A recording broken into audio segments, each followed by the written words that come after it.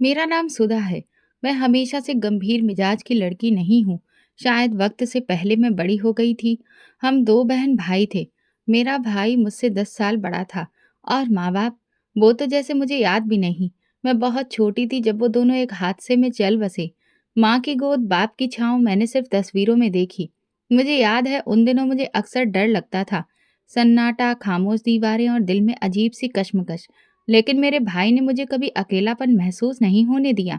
भैया मेरे लिए सिर्फ भैया नहीं, माँ बाप दोनों बन गए। वो खुद कब अभी जवानी की दहलीज पर थे, लेकिन मेरा हाथ ऐसे थामा कि कभी उसमें कोई कमी आने नहीं दी। सुबह मुझे स्कूल छोड़ने जाते, रात को सोने से पहले कहानी सुनाते। जब मुझे चोट लगती तो वही मरहम लगाते। मेरी जिंदगी में थोड़ा सुकून तब आया जब मेरे भाई की शादी हुई। मैंने कभी नहीं सोचा था कि कोई और औरत भी मुझे माँ जैसा प्यार दे सकती है। लेकिन मेरी भाभी ने ये साबित कर दिया कि खून के रिश्ते ही सब कुछ नहीं होते। कुछ रिश्ते दिल से निभाए जाते हैं। शादी के पहले दिन ही मेरे भैया ने भाभी से कहा, सुधा, मेरी सबसे बड़ी जिम्मेदारी है, इसे कभी ये महसूस नहीं होने देना कि तुम इसकी भाभी हो। माँ बनकर इसके साथ जीना। और भाभी ने सच में ये वादा निभाया। मैंने उनकी आंखों में कभी भी परायापन नहीं देखा। वो मेरे बाल ठीक करती तो इतनी नरमी से जैसे वाकई मेरी माँ हो। बीमार हो जाती तो रात भर जागती। मेरे कपड़े, मेरी पसंद, मेरी हर छोटी खुशी का वो खास ख्याल रखती थी। हम एक छोटे से घर में रहते थे। किचन से भाभी की हंसी की आवाज आती तो दिल को सुकून मिलता। भैया अक्सर ऑफिस से आकर थक कर बैठ जाते, लेकिन जैसे ही मुझे देखते चेहरे पर मुस्कुराहट आ जाती। एक दिन मैंने भाभी से पूछा, भाभी, अगर मेरी माँ जिंदा होती तो कैसी होती? वो मुझे सीने से लगाकर बोली, शायद उससे भी ज्यादा चाहने वाली। लेकिन मैं इतनी खुशकिस्मत हूँ कि भगवान ने मुझे ही वो मुकाम दे दिया है। ये सुनकर मेरे दिल में उनके लिए अजीब सी मोहब्बत घर कर गई। भाभी की बातों में मिठास थी, जो वक्त के साथ मेरे जख्मों पर मरहम बन गई। हर रविवार हमारा दिन खास होता। भैया मुझे पार्क ले जाते और भाभी मेरे लिए मूंगफली वाली चटनी, आलू वाले पराठे और दही बड़े तैयार करती। हम सब घास पर बैठकर हंसते, खाते और जी भर के खुशहाल लम्हे चुराते। एक बार भैया ने भाभी से कहा, जब सुधा हंसती है तो लगता है सारी दुनिया खुश हो गई है। भाभी हंसते हुए बोली, भगवान इसे हमेशा हंसता हुआ रखे। हम दोनों इसकी खुशियों के लिए ही तो जीते हैं। भाभी अक्सर मेरे साथ बैठकर मेरे सपने सुनती। सुधा, तुम क्या बनना चाहती हो? मैं कहती, मैं कुछ बड़ा बनना चाहती हूँ, अपने पैरों पर खड़ी होकर बिना किसी के सहारे जीने वाली। वो मुस्कुराकर कहती, तो फिर मैं प्रार्थना करूंगी कि तुम्हें ऐसा नसीब मिले कि कभी भी झुकना ना पड़े। मेरा बचपन कुछ लम्हों में ही नरमी से संवर गया। मेरे घर में प्यार का एक खास माहौल था। भाभी हर छोटे मौके पर मेरे लिए गिफ्ट जरूर लाती। जन्मदिन पर भैया हमेशा खुद मेरे लिए केक लाते। वो जानते थे कि मैं उन चीजों का इंतजार करती हूँ। कभी कभी रात को मैं जागती तो देखती भैया और भाभी मेरे कंबल को सीधा कर रहे होते। वो मेरे लिए सब कुछ थे, एक पूरा परिवार। ये सब कहते हुए भी मेरी आंखें भीगने लगती हैं।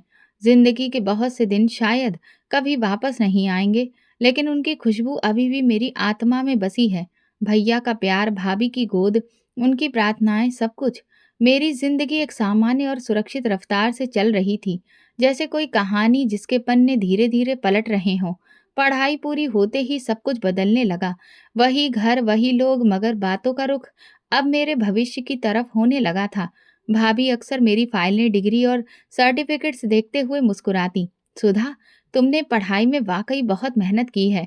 मैं सिर झुकाकर कहती, ये तो आप दोनों का साथ था, वरना अकेले क्या होता। मगर उस दिन कुछ अलग था। दोपहर के वक्त जब सब अपने काम में लगे थे, भाभी मेरे पास आई। हाथ में चाय का कप था। वो मेरे पास बैठी और बोली, सुधा, तुम्हारी पढ़ाई पूरी हो गई है। हम चाहते हैं तुम्हारी जिंदगी का अगला कदम भी खुशी से भरा हुआ हो। मैं नजर चुरा गई। मैं समझ तो गई थी कि वो किस बारे में बात कर रही हैं, मगर जानबूझकर मैं अनजान बन गई। कौन सा कदम भाभी? वो हंसते हुए बोली, अब ऐसी भी मासूम मत बनो, शादी की बात कर रही हूँ। मैं चाय का घूंट लेकर बोली, अभी तो मेरी पढ़ाई ही खत्म हुई है, इतनी जल्दी भी क्या है? जल्दी नहीं, वक्त की पहचान है। तुम्हारे भैया भी चाहते हैं कि तुम्हें एक अच्छा जीवन साथी मिले, जो तुम्हें वैसे ही समझे जैसे हमने समझा। मैं चुप हो गई। दिल में अजीब सी कश्मकश थी। शायद हर लड़की उस वक्त से गुजरती है। खुद को एक नए माहौल में रखने का ख़्याल, एक नए रिश्ते में बंधने का ख़्याल। कुछ डराता है, कुछ दिलचस्प लगता है। कुछ दिन बाद एक शाम भैया के फ़ोन पर किसी का मैसेज आया। भाभी जल्दी से किचन से निकलीं और भैया के पास बैठ गईं। वो कुछ देर चुप रहे, फिर मेरी तरफ देखा और कहा, सुधा, एक रिश्ता आया है तुम्हारे लिए। तुम्हारी भाभी के ही परिवार से है। इनका एक दूर का कज़िन है, अमर। मैंने चौंक कर भाभी को देखने लगी। वो खामोश थीं। क्या वो जानते हैं कि मेरा रिश्ता तुम लोग क्यों कर रहे हो? मैंने पूछा। भैया ने नरमी से कहा, जानते हैं। और अमर खुद तुम्हारे बारे में पहले से ही सुनता आया है। पहले तो मुझे अजीब लगा कि कोई मुझे जानता है और मैं उसे नहीं जानती, लेकिन फिर सोचा परिवार के अंदर का रिश्ता है, शायद बात होती रहती हो। 2 दिन बाद अमर अपनी माँ के साथ हमारे घर आया। मैं ऊपर अपने कमरे में थी। दिल की धड़कन तेज हो गई, जैसे कोई एग्जाम का रिजल्ट आने वाला हो। मुझे भाभी बुलाने आई और बोली, बस नीचे आ जाओ, बात हो जाएगी। देखो लोग अच्छे हैं, हमें जल्दी नहीं है, तुम्हारी मर्जी जरूरी है। मैं नीचे गई। अमर सोफे पर बैठा था, ठीक ठाक सा, बहुत ही संजीदा मगर सुकून भरा चेहरा। उसकी आंखों में कॉन्फिडेंस था। उसने मुस्कुराकर मुझे देखा। मैंने नज़र झुकाकर मुस्कुराहट में ही जवाब दिया। हमारी मुलाकात बस फॉर्मेलिटी से भरी रही, लेकिन उसके अंदाज में एक शालीनता थी जो मुझे अच्छी लगी। न ज़्यादा बोलता था, न हद से कम। बातचीत के बाद वो चला गया। भाभी ने कहा, अमर ने साफ कह दिया है कि उसे सुधा पसंद है। मैंने धीरे से पूछा, वो करता क्या है? एक प्राइवेट कंपनी में इंजीनियर है। सीधी जिंदगी गुजारने वाला लड़का है। अपने काम से काम रखता है। अगले दिन भैया ने मेरी राय पूछी। सुधा, हमें जबरदस्ती नहीं करनी। तुम्हारा क्या फैसला है? तुम राजी हो तो बात आगे बढ़ाएं। मैं कुछ देर चुप रही, फिर धीरे से कहा, हाँ, मुझे वो ठीक लगा। रिश्ता तय हो गया। हमारे घर में खुशी का माहौल हो गया। भाभी ने शादी की तैयारियां शुरू कर दी। वो मेरे साथ बाजार जाती, कपड़े, जेवर, हर चीज में मेरी पसंद का ख्याल रखती। सुधा, तुम्हें बस खुश रहना है। मैं चाहती हूँ कि तुम्हारा घर ऐसा हो जहाँ तुम्हारी हंसी गूंजे। भाभी की ये बात मुझे हमेशा याद रही। अमर से फ़ोन पर कभी-कभी बात हो जाती। वो संजीदा और धीरे से बात करता। उसने कभी भी कोई हद पार नहीं की। एक दिन उसने कहा, सुधा, मैं चाहता हूँ कि हम दोनों एक दूसरे के लिए सुकून बने। शादी की तारीख तय हो गई। 6 महीने बाद। उन महीनों में मेरी ज़िंदगी एक नया मोड़ लेने लगी। सपनों में नए रंग भरने लगे। शादी का दिन था तो सब कुछ सपने जैसा लग रहा था। घर में रोशनी, मेहमानों की चहल-पहल और दिल में अजीब सी खुमारी।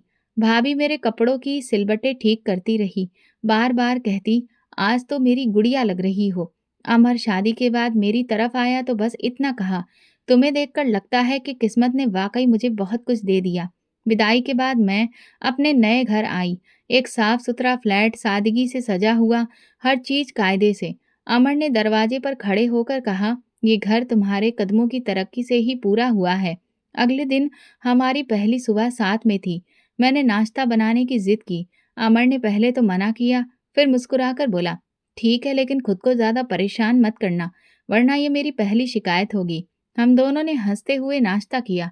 छोटी छोटी बातों पर वो बहुत खुश हो जाता। जैसे मेरी चाय थोड़ी ज्यादा मीठी बनती तो कहता, तुम्हारी चाय भी तुम्हारी तरह मीठी है। हनीमून के लिए हम लोग शिमला गए, उसके बाद लद्दाख, और वहां तो जैसे सपनों की वादियों में ही वक्त गुजर गया। मैंने पहली बार बर्फ को छुआ और अमर की बाहों में वो लम्हे जैसे थम गए। एक दिन हम बहुत खूबसूरत जगह पर खड़े थे। अमर ने मेरी तरफ देखा और बोला, ये सफेद पहाड़ी, खामोशी और तुम, सब कुछ कितना अच्छा है। हमने चाय के स्टॉल पर बैठकर चाय पी और वहां पर जो बच्चे थे उन्हें टॉफियां दी।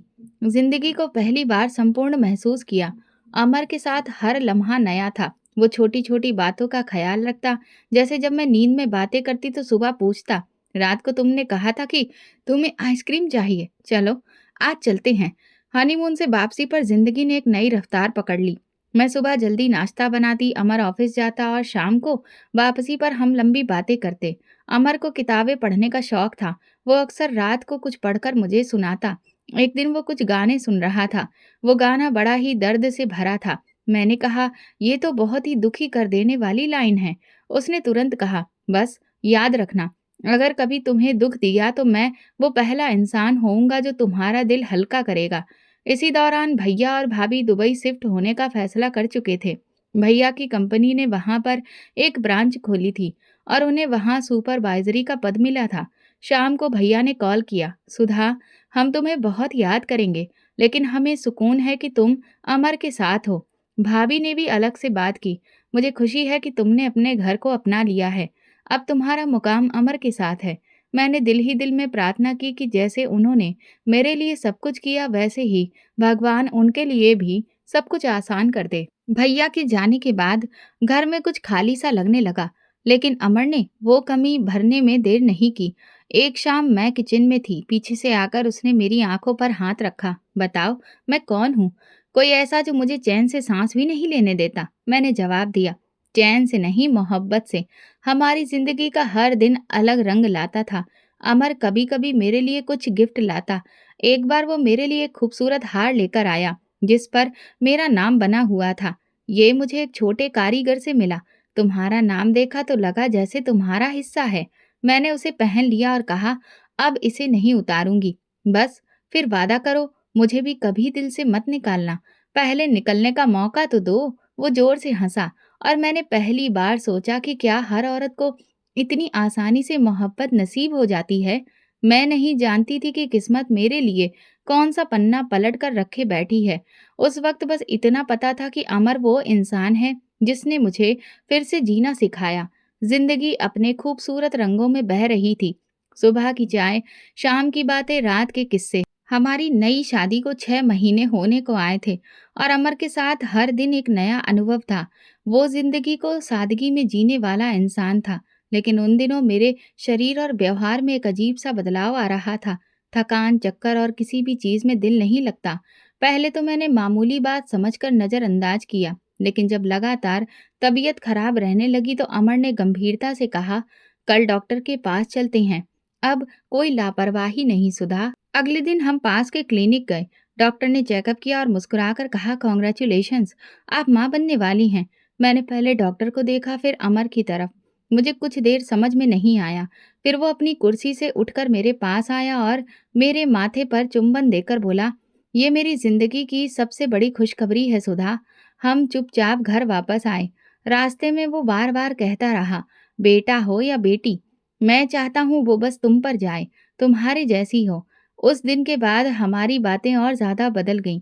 घर के कमरे में छोटे छोटे बच्चों के खिलौने और बहुत सारी चीजें खरीदने के बारे में सोचने लगे। अमर रात को नेट पर बच्चों के नाम सर्च करता और रोज नया नाम लेकर पूछता, सुधा, ये नाम कैसा है? मैं हंसती, पहले देख तो लो कि लड़का है या लड़की। नहीं, वो कहता, मैं चाहता हूँ बेटी हो। मेरी छोटी सी गुड़िया। 9 महीने जैसे पलक झपकते ही गुजर गए। अमर हर चेकअप पर मेरे साथ जाता, मेरी हर उलझन को समझकर सुलझाता। उसने मेरे लिए एक डायरी बनाई थी, जिसमें हर हफ्ते मेरे जज्बात और उसकी बातें लिखी होती थी। एक दिन उसने कहा, मैं चाहता हूँ जब हमारी बेटी बड़ी हो, ये डायरी उसे दूं, ताकि वो जान सके कि हम उसका कितना इंतजार कर रहे थे। फिर वो दिन आया जब मुझे लेबर पेन शुरू हुआ। वो मुझे अस्पताल ले गया। मुझे ठीक से होश नहीं था, लेकिन अमर की आवाज़ सुनाई देती रही, सब ठीक हो जाएगा, मैं यहीं हूँ। कई घंटे बाद मैंने एक नर्स की आवाज़ सुनी, कॉन्ग्रेचुलेशंस, बेटी हुई है। मेरे होठों पर हल्की सी मुस्कुराहट आई। मैंने आंखें बंद कर लीं। मुझे होश आया तो कमरे में भाभी की वीडियो कॉल दुबई से चल रही थी। मैंने नर्स से पूछा, अमर कहाँ है? उसे मेरी बेटी को गोद में लेना था सबसे पहले। नर्स ने नज़र चुराई। मैंने बार बार पूछा, मगर कोई जवाब नहीं मिला। दिल में घबराहट बढ़ने लगी। कुछ ही पल बाद भैया की कॉल आई। उनके शब्द मेरे दिमाग में गूंजे, सुधा, अमर का एक्सीडेंट हो गया है, अस्पताल से घर जाते हुए। और वो नहीं रहा। मेरे हाथ से फोन गिर गया। मेरी दुनिया जैसे रुक गई। सांस लेना मैं भूल चुकी थी। मैं माँ बनी थी और उसी दिन विधवा भी। मैं बेड पर पड़ी थी, लेकिन जैसे शरीर में जान नहीं रही। बेटी पास में थी, मगर आंखें दरवाजे पर थीं।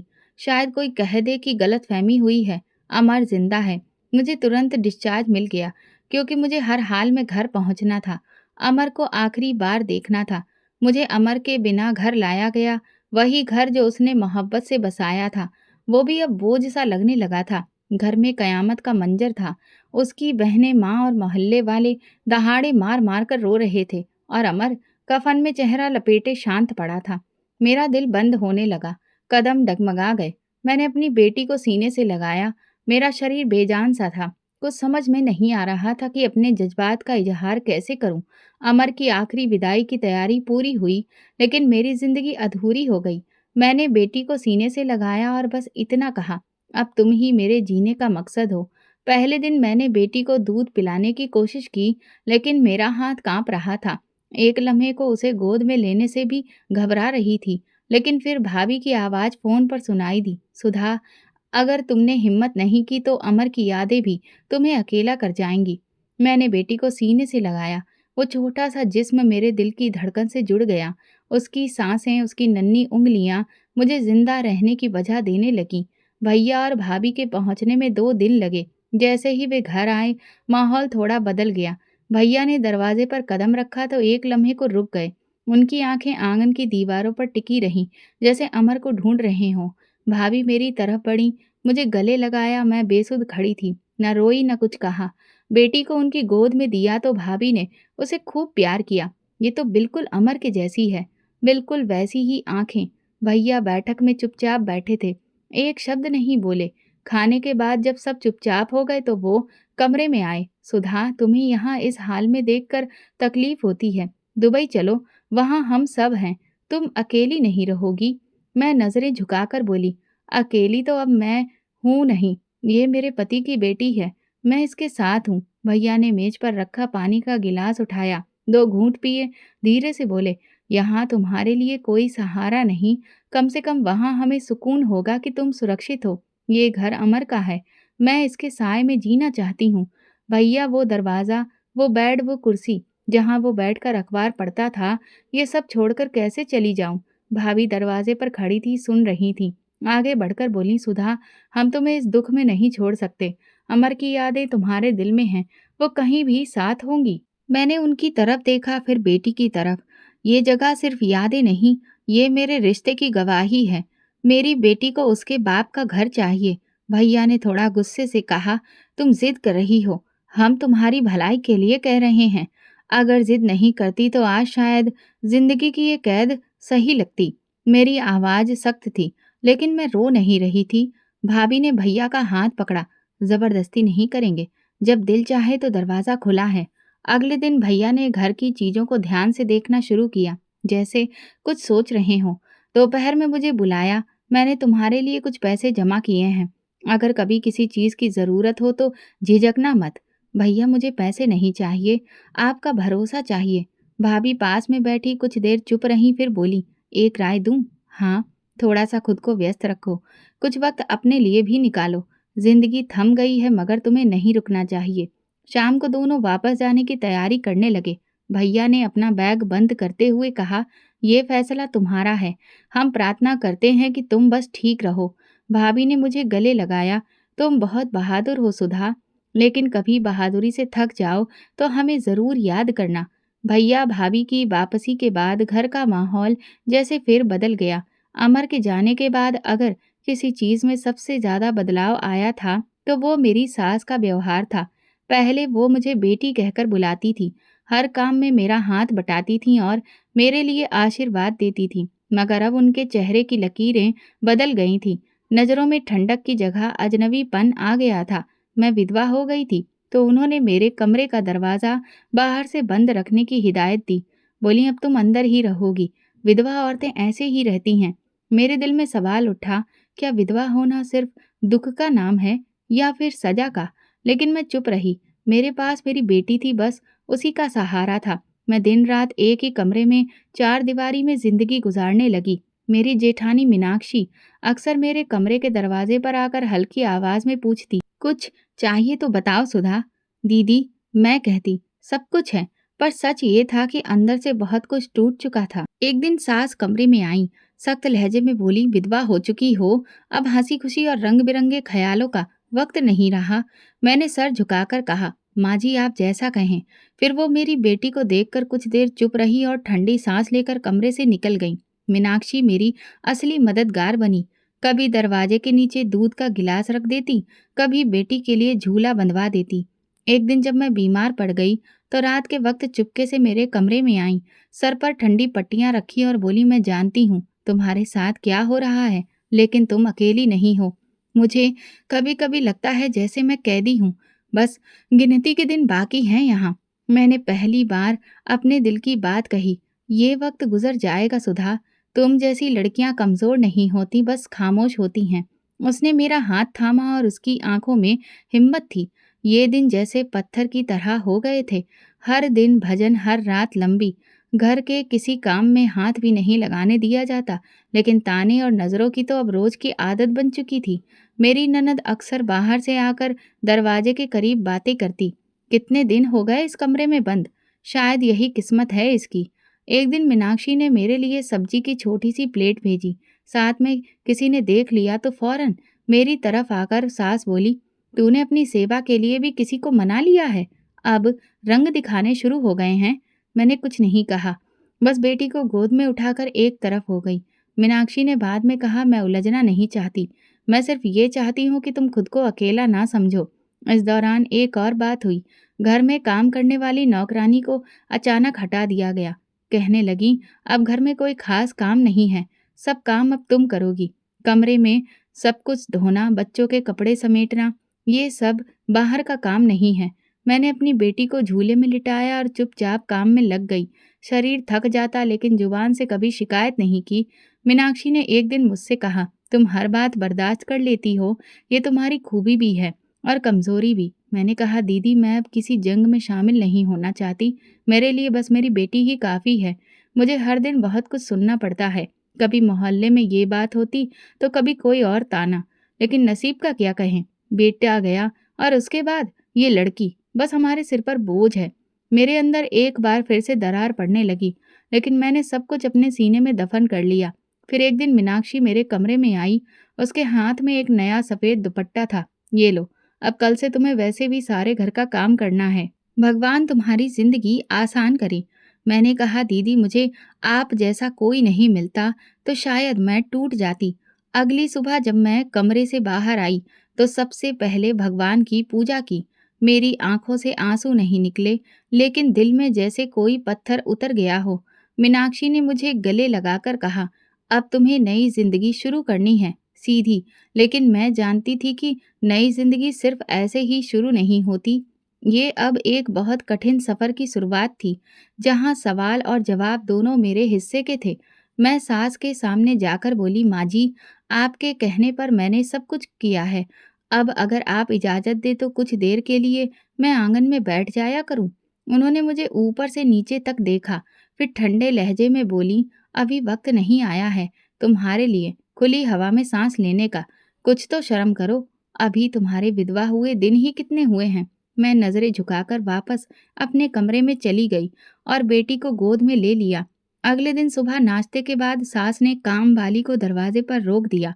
अब तुम्हें भी आने की जरूरत नहीं है, जिसके लिए तुम आई थी अब वो खुद सब कुछ संभाल सकती है। उसने हैरानी से मेरी तरफ देखा। मैंने सर हिलाया। वो चुपचाप वापस चली गई। रसोई, बर्तन, कपड़े, झाड़ू, बेटी का ख्याल, सब कुछ एक साथ मेरे सिर पर आ गया। नाश्ता बनाते हुए चूल्हे की आंच तेज हो गई, हाथ जल गया। मैंने हल्की आवाज निकाली तो सास किचन में आ गई। अभी तो काम शुरू हुआ है, इतनी जल्दी नौटंकी शुरू कर दी? विधवा हो गई हो, अब यही जिंदगी है तुम्हारी।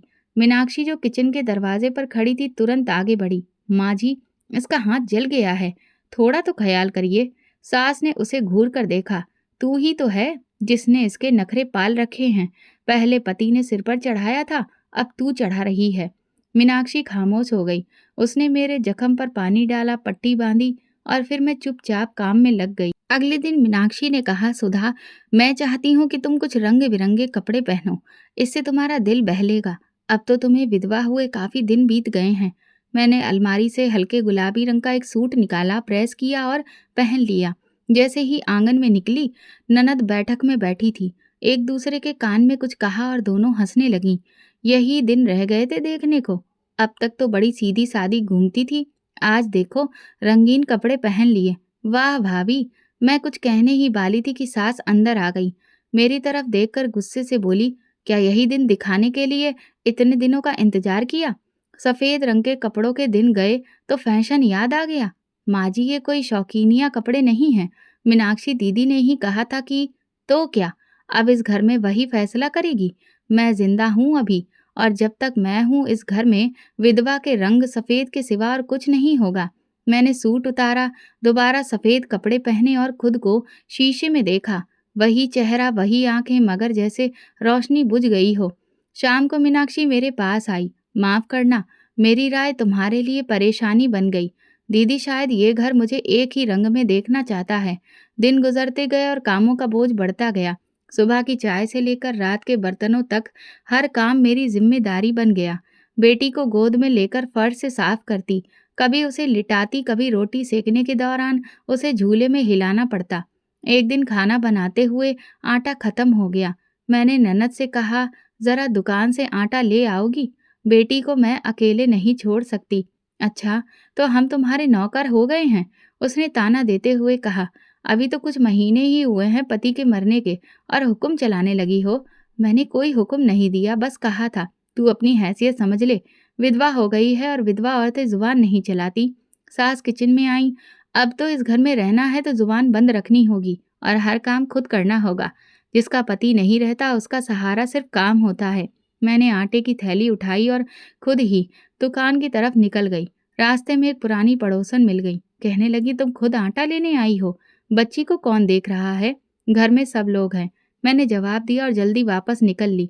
उस रात मीनाक्षी ने मुझे खाने पर बुलाया। बच्चों के साथ बैठी तो लगा जैसे कुछ लम्हे आसान हो गए हैं। उसने कहा, तुम्हें थोड़ा वक्त अपने लिए भी निकालना चाहिए।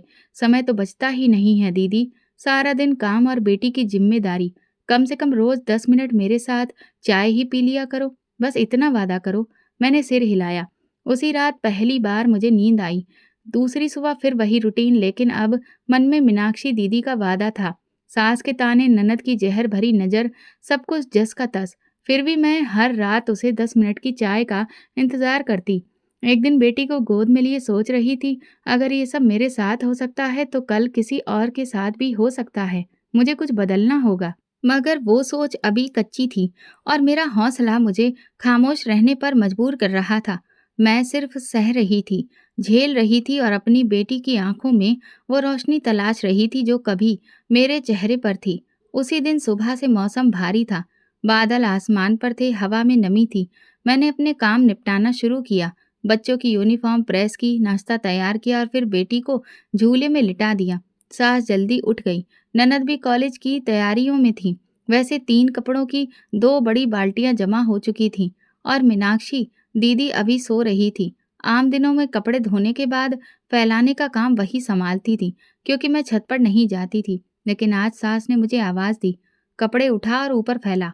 मीनाक्षी को परेशान मत कर, वो सोती रहेगी तो ठीक है। माँ जी, मैं छत पर नहीं जाती। आपको पता है, आसपास की छतें। उन्होंने बीच में बात काटते हुए कहा, चुप कर जा। ज़्यादा महारानी बनने की अपनी आदत खत्म कर दे। विधवा हो गई है, अब यही काम करने हैं तुझे। मैंने बेटी को झूले में लिटाया, कपड़े संभाले और फिर धीरे धीरे सीढ़ियां चढ़ने लगी।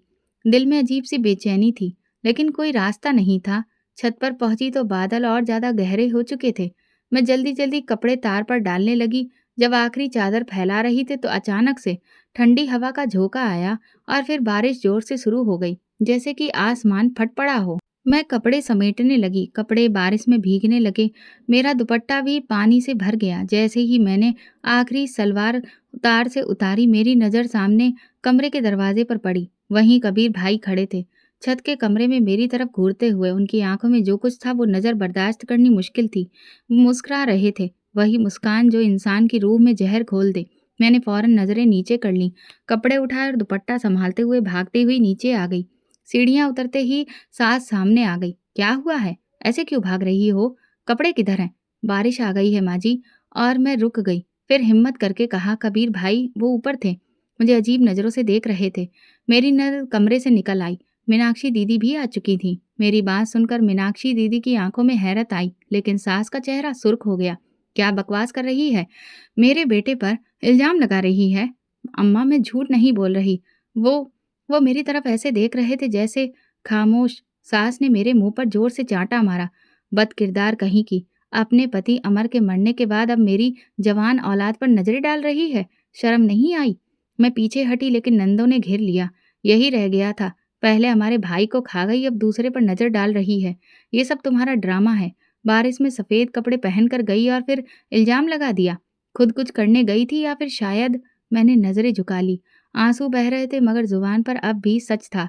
मैंने कुछ गलत नहीं किया, तो अब हमें गलत साबित करेगी? सास ने बालों से पकड़कर मुझे ज़मीन पर गिरा दिया।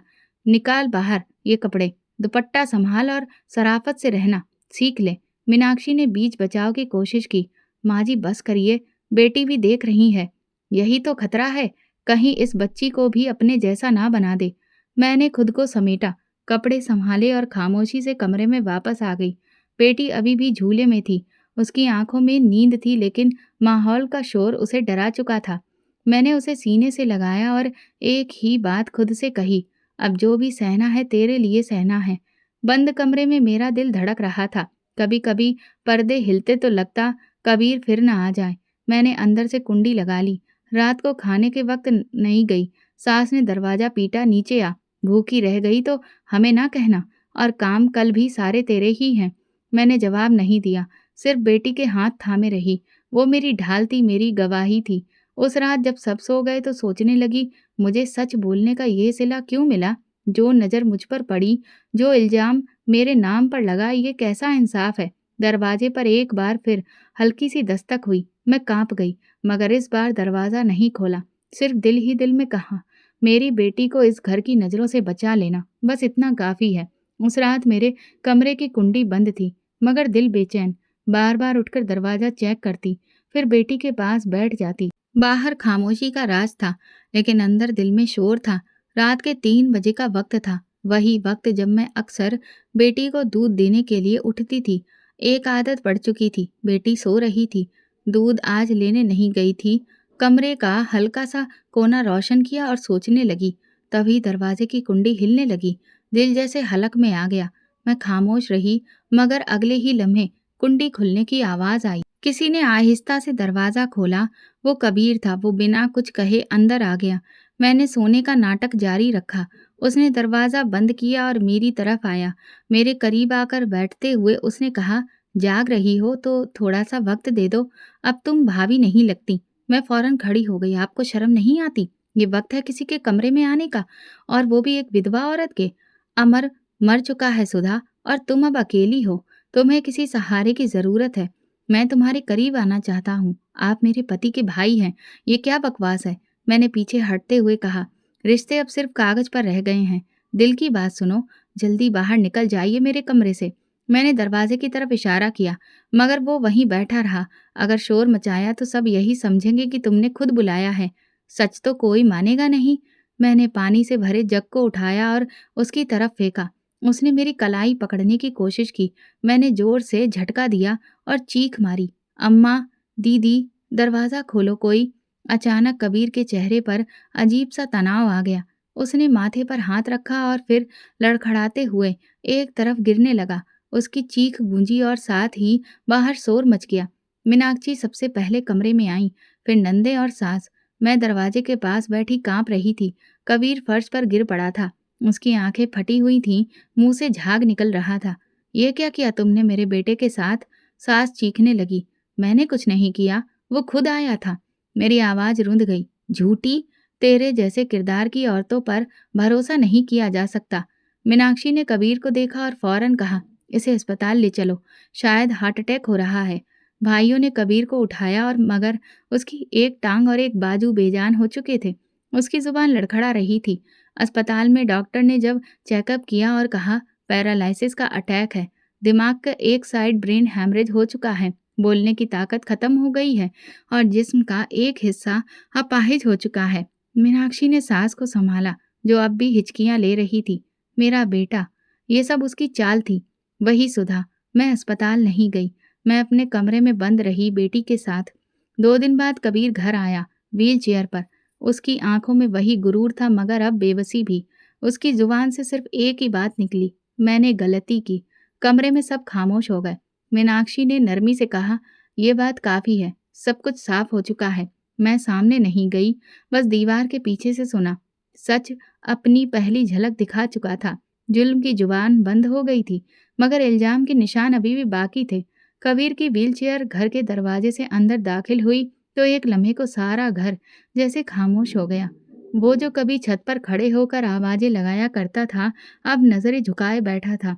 हाथों की हरकत खत्म, जुबान से चंद शब्द मुश्किल से निकल रहे थे। डॉक्टर की रिपोर्ट भी साथ में थी। सास ने लिफाफा हाथ में लेकर जल्दी से खोला, आंखों पर ऐनक चढ़ाई और लिखी लाइनें बुलंद आवाज में पढ़ने लगी।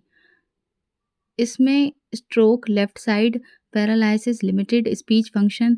और फिर अचानक खामोश हो गई। मीनाक्षी दीदी ने वही रिपोर्ट दोबारा पढ़ी और ठंडी सांस भरी। ये तो लंबा मामला लग रहा है, पूरी रिकवरी का चांस भी कम है। कमरे में बैठे बाकी सब खामोश थे, कोई कुछ बोलने को तैयार नहीं था। मैं अपने कमरे के कोने में बेटी को गोद में लिए सब कुछ सुन रही थी। मेरी आंखें बंद थी, लेकिन दिल के अंदर जैसे कुछ दोहराया जा रहा था। सच खुद बोलेगा, सच को अल्फाज की जरूरत नहीं होती। उसी रात मीनाक्षी मेरे पास आई, उसके चेहरे पर गहरी संजीदगी थी। दरवाजा आहिस्ता से बंद किया और कालीन पर बैठ गई। कुछ देर तक कुछ भी नहीं कहा, फिर धीरे से बोली, सुधा, मुझे तुमसे एक सच कहना है जो मैं बरसों से छुपाती आई हूँ। मैंने चौंक कर उसकी तरफ देखा। कबीर शुरू से ही ऐसा था। उसकी नज़रों में हमेशा बेचैनी, जरूरत से ज्यादा दिलचस्पी और नाजायज जरूरत रही है। मेरी शादी के फौरन बाद उसने एक बार मुझ पर भी हाथ डालने की कोशिश की थी। मेरी सांस जैसे रुक गई। फिर आपने कुछ कहा क्यों नहीं? माँ जी ने मना किया था, कहा था कि खानदान की इज्जत का सवाल है। उस वक्त मैं खामोश हो गई, फिर बच्चे हो गए और फिर खामोशी ही आदत बन गई। और अब खामोशी टूट गई है, क्योंकि वो हद पार कर चुका है। तुम पर हाथ उठाना, तुम्हारी इज्जत पर सवाल उठाना, ये मेरे लिए बर्दाश्त करना मुश्किल है। तो आप क्या करेंगी दीदी? मैं जा रही हूँ, अपने बच्चों को लेकर इस घर से जा रही हूँ, अब और नहीं। अगली सुबह जब मीनाक्षी ने सामान बांधना शुरू किया तो सास का चेहरा पीला पड़ गया। क्या कर रही हो? कहाँ जा रही हो? जिस बेटे को आपने हमेशा बचाया, उसकी वजह से आज ये दिन देखने पड़े। मैं और बर्दाश्त नहीं कर सकती। मगर कबीर बीमार है, अब तुम ही सहारा हो उसका। कबीर ने जब सुधा पर हाथ उठाया, तब किसका सहारा था? तब आपको ख्याल क्यों नहीं आया कि आपकी बहू भी किसी की बेटी है? सास ने नजरें झुका ली, हाथ जोड़कर कहा, बच्चों का सोच लो मीनाक्षी, मत जाओ। मैं बच्चों को लेकर जा रही हूँ, ताकि उन्हें एक बेहतर माहौल दे सकूं। मैं चाहती हूँ कि वे ये सब ना देखें कि औरत कब तक खामोश रहती है। मीनाक्षी के जाने के बाद घर सुनसान हो गया। कबीर व्हीलचेयर पर बैठा दरवाजे की तरफ देखता रहा।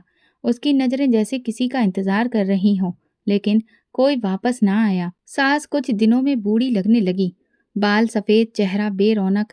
कभी मेरे कमरे के बाहर खड़ी रहती, कभी मीनाक्षी को फोन करती, जो कभी नहीं उठाया गया। एक दिन वो मेरे पास आई, उनकी आवाज में पहली बार नरमी थी। सुधा, तूने जो कहा वो सच था। मैं मानती हूँ, मैंने तुझ पर जुल्म किया। अब मानने से क्या फर्क पड़ेगा माँ जी, वक्त निकल चुका है। बस एक बात कह दूं, जी, मैं रोज कबीर को तेरे दरवाजे के बाहर व्हील चेयर पर बिठा देती हूँ, शायद तू माफ कर दे। वो खामोशी से चली गई। उनकी पीठ झुकी हुई थी, जैसे वक्त के बोझ ने थका दिया हो। उस दिन के बाद सास की आंखों में अक्सर नमी दिखाई देती। कबीर अक्सर दरवाजे के पास बैठा रहता, आसपास खेलते बच्चों को देखता, लेकिन उनकी हंसी उस तक नहीं पहुंचती। कबीर व्हील चेयर पर बैठा रहता था और सास दरवाजे पर। हर आते जाते शख्स की आंखों में एक सवाल होता और जवाब वो खुद ही अपने अंदाज से दे देती। घर में अभी भी खामोशी थी, लेकिन अब वो खामोशी अंदर तक नहीं जाती थी। मैंने अपने कमरे की दीवारों से नजरें हटाना शुरू कर दी थी। मीनाक्षी भी जा चुकी थी और मैं जानती थी कि अगर मैं भी अब ना बदली तो मेरी बेटी भी इस माहौल में पल कर बड़ी होगी। मुझे वो नहीं चाहिए था, मुझे उसके लिए एक नया आगाज चाहिए था। एक दिन जब सास कमरे में आई तो उनके हाथ में पुराना एल्बम था। उन्होंने मेरे सामने रख दिया। ये अमर की तस्वीरें हैं, शायद तुम रखना चाहो। मैंने एल्बम खोला। हर तस्वीर एक दास्तान थी। अमर के हंसते चेहरे, उसकी बाहें, उसकी बातें, सब जिंदा हो गए। मैंने तस्वीर के किनारे पर लिखी लाइन पढ़ी, सुधा के साथ हर दिन मैं खुशी है। मेरी आंखें भीग गईं, मगर दिल में दर्द नहीं था। मैंने सास की तरफ देखा। तस्वीरें रखने का मतलब माफ करना नहीं होता, मैं जानती हूँ, मगर चाहती हूँ कि शायद एक दिन तुम नरम हो जाओ। माँ जी, नरम होना और माफ कर देना दो अलग बातें हैं। दिल जिसने हाथ उठाया वो हाथ भूल सकता है, मगर वो लम्हा नहीं। तो तुम कहना क्या चाहती हो? मैं अपनी बेटी के हिस्से की जायदाद चाहती हूँ। अमर की बेटी है वो, उसका हक कोई नहीं छीन सकता। सास ने चौंक कर उसकी तरफ देखा। जायदाद? जी। अमर के हिस्से की चाहिए। मैं कानूनी रूप से उसकी वारिस हूँ और उसका हक बचा कर रखना चाहती हूँ। वो खामोश हो गई। अगले दिन भाई को फ़ोन किया, कानूनी कार्रवाई शुरू हुई। कुछ पुराने कागजात निकाले गए, कुछ अदालत के चक्कर लगे, लेकिन आखिरकार मुझे अमर की जायदाद का कानूनी हिस्सा मिल गया। मैंने वो रकम सँभाली, लेकिन अपने लिए नहीं, अपनी बेटी के लिए और उन औरतों के लिए जो खामोश होकर अंदर ही अंदर मर जाती हैं। मैंने करीबी इलाके में एक पुराना खाली मकान देखा। वो जगह कच्ची ज़रूर थी, लेकिन मेरी नज़र में वो एक नई शुरुआत थी, जिस पर नई ज़िंदगी शुरू करनी थी। मैंने वहाँ एक कोचिंग शुरू करने का इरादा किया, जहाँ विधवा औरतें, बेसहारा बच्चियाँ पढ़ सकें, खुद को संवार सकें, जीने की वजह पा सकें। मैंने उस कोचिंग का नाम अमर कोचिंग सेंटर रखा। पहला दिन था, सिर्फ 3 बच्चियाँ, एक 7 साल की अनाथ बच्ची, एक विधवा औरत जिसका पति भी नशे की लत में दुनिया से जा चुका था, और एक लड़की जिसे सौतेली माँ ने घर से निकाल दिया था। मैंने उन सबको चाय पिलाई और कहा, ये कोचिंग तुम्हारी है। यहाँ सिर्फ पढ़ना नहीं, हौसला भी सिखाया जाएगा। वक्त गुजरता गया, कोचिंग बढ़ती गई। मैंने एक छोटा अनाथालय भी साथ में ही बना दिया। एक छोटा सा कमरा जहाँ बच्चे सोते, एक किचन जहाँ खाना बनता और एक लाइब्रेरी जहाँ कुछ पुरानी किताबें रख दी गईं। बेटी अब बड़ी हो रही थी। वो स्कूल जाने लगी थी और शाम को कोचिंग में मेरे साथ बच्चों को कहानियां सुनाती। एक दिन सास कोचिंग के दरवाजे पर आई। वो व्हीलचेयर में कबीर को लेकर आई और बाहर खड़ी हो गई। यही कोचिंग है, वो धीरे से बोली। सब कहते हैं यहाँ हौसला मिलता है, सुकून मिलता है। मैं दरवाजे पर आकर रुक गई। ये जगह उस हर इंसान के लिए है जिसका दिल साफ हो, जिसे कुछ सीखना हो, कुछ बदलना हो। कबीर की जुबान अब भी साथ नहीं देती थी, लेकिन आंखों से समझ आता है, जैसे कुछ कहना चाहता हो। शायद माफ़ी, शायद पछतावा। माफ़ी दिल से दी जाती है माँ जी। मेरा दिल अभी भी जख्मी है। वक्त मरहम है, लेकिन हर जख्म का निशान बाकी रहता है। तो कुछ ना कुछ तो दे दो। कबीर को माफ़ी अगर मिलेगी तो मेरे ज़रिए नहीं, बल्कि उसके कर्मों के ज़रिए। मैं किसी को सज़ा या माफ़ी देने की हकदार नहीं हूँ। मैंने दरवाज़ा बंद नहीं किया, लेकिन उनकी वापसी का भी इंतज़ार नहीं किया। बेटी मेरा हाथ पकड़कर अंदर ले गई। माँ जी, आज मैंने सबको इंग्लिश की पोयम सुनाई। सबने तालियां बजाई। मैंने बेटी को गले लगाया। बस यही काफ़ी है मेरे लिए। तेरे पिता की रूह को यही सुकून देगा। अब मैं सच के साथ खड़ी थी, कमज़ोर नहीं, तन्हा नहीं, बल्कि एक नई जंग जीत कर, जिसने खुद को बचाकर दूसरों को पनाह देना सीख लिया था। हर रोज़ कोचिंग शुरू होने के कुछ देर पहले सास कबीर को व्हीलचेयर पर दरवाजे के बाहर लाकर बिठा देती थी। कबीर की आंखें हर गुजरते शख्स को देखती, कुछ उसे नज़रअंदाज करके गुजर जाते, कुछ ठिठक कर देखते और कुछ सिर्फ अफसोस से सिर हिलाकर आगे बढ़ जाते। एक दिन मोहल्ले के डॉक्टर साहब उसे देखकर रुक गए। सास ने उनके कदमों में आकर कहा, डॉक्टर साहब कुछ कीजिए मेरे बेटे के लिए, बहुत तकलीफ में है। डॉक्टर साहब ने कबीर को देखा और फिर धीरे से कहा, कभी किसी के साथ कुछ गलत करने की नीयत की थी शायद, इसीलिए अब हर पल वो बोझ बन गया है। दवा भी उन पर असर करती है जिनका दिल साफ हो। सास ने नजरें झुका ली और वापस पलट आईं। कोचिंग के बाहर लोगों की निगाहें, जो कभी कभार कबीर पर तरस खाती थीं, अब जैसे एक फैसला सुना रही थी। कोचिंग में अब 7 बच्चियां, 4 औरतें और 2 अनाथ लड़के पढ़ रहे थे। मेरे लिए वही मेरी दुनिया थी। बेटी अब छठी क्लास में थी। वह अक्सर मेरे पास आकर कहती, माँ, कल मैं कहानी सुनाऊंगी ना, सबके सामने। आप मेरी आवाज़ सुनेंगी ना? हर दिन सुनूंगी। जब तक ये कोचिंग है, मेरी बेटी की आवाज़ उसकी दीवारों में गूंजती रहेगी। हफ्ते का दिन था, दोपहर के वक्त बेटी मेरे साथ खेल रही थी। धूप मध्यम थी। मैंने एक नया पौधा लगाया था और वो हर रोज़ उस पर पानी डालती थी। उस दिन वो रुककर बोली, माँ, क्या ये पौधा बड़ा होगा? हाँ, बिल्कुल, जैसे तुम बड़ी हो रही हो। दोनों में फ़र्क सिर्फ वक्त का है। नीयत एक जैसी है, बढ़ना, छाया देना। उसी शाम एक औरत आई, चादर में लिपटी, आंखों में थकान। उसने दरवाजे पर आकर कहा, क्या विधवा को भी यहाँ पनाह मिलती है? ये जगह उन सबके लिए है जिनके पास इज्जत है, मगर सिर छुपाने की जगह नहीं। मैंने उसे अंदर बिठाया, पानी दिया और उसे खाली कमरा दिखाया।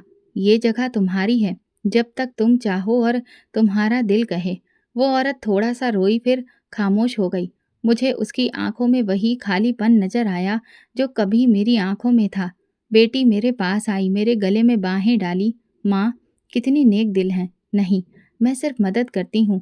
एक सुबह डॉक्टर साहब आए, उनके हाथ में एक पुराना रजिस्टर था।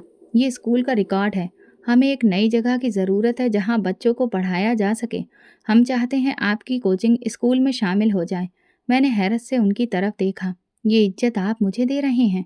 ये इज्जत आपने कमाई है। सुधा बेटी, हमने देखा है कि तुमने दूसरों की मदद की है। मैंने खामोशी से रजिस्टर लिया, दस्तखत किए और दिल में बस यही सोचा कि शायद अमर कहीं आसमान में बैठा मुस्कुरा रहा हो।